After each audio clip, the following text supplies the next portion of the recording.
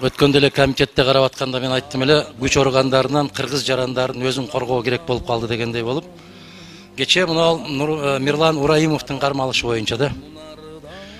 Эгерде бир кандайдыр бир жүйөлүү себептер болгон болсо, бизге бир кат жүзүндө кайрылып коюшса. Бирок мен жалпы жарандарга тиешелүү бир маселени айткым келет. Эгерде улуттук коопсуздук кызматы болобу, милиция болобу, ушул түндө барып баса калган практикасын токтотушса да.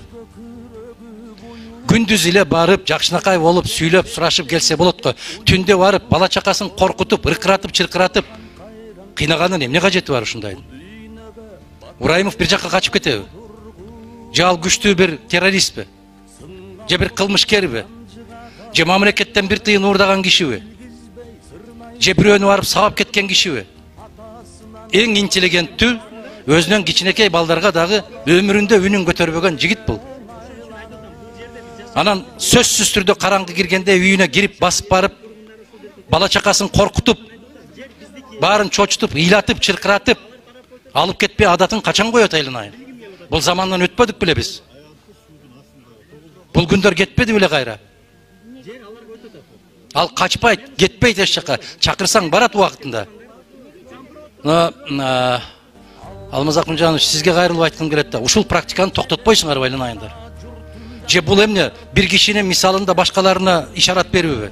Же башкаларын коркутуубу? Эмне үчүн ушул практикага кирип калды? Түн киргенде, караң киргенде барып баса калмай. Мындай болчу эмес го Кыргызстанда? Чакырганда дагы абайлап, этияттап чакырчу эле го, күндүзү дагы.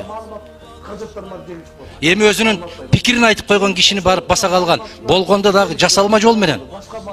Мен 100% ишенем, Ураимов мырзага тагылып аткан күнөөлөрдүн 1% дагы ал жигитке эч качан жукпайт дагы туура эмес болуп калды. Ушуну бир эске алып койсоңуз, Алмаз Акунжанович.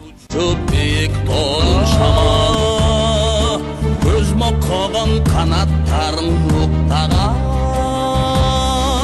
көрбөй калды тоолорду да таланы. Ал унуткан көп белжиген мекенин, ал унуткан каалаганга жетерин, ал унуткан теңир берген бийигин, ал унуткан улуудорун кечеги. Нечен кылым токканада кысылып, үркүтүмдүн тукуму да бузулуп, көптү койчу көчөнүн чет жагына, көргөн жанжак албай кушту учуруп. Токканада ток болуп калышмак, ток бүркүткөн эртең бизи табышмак, улуулугу качып баратканынан унутулган уламыш алыста.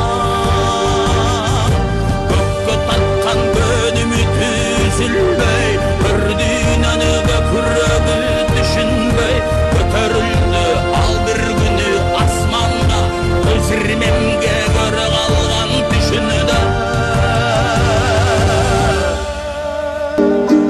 Түбөлүк эч ким баш эмес, аны түшүнбөй коюу жакшы эмес. Бирок акыйкат айтсаң чоңдоргоң ар дайым эле жакшы эмес.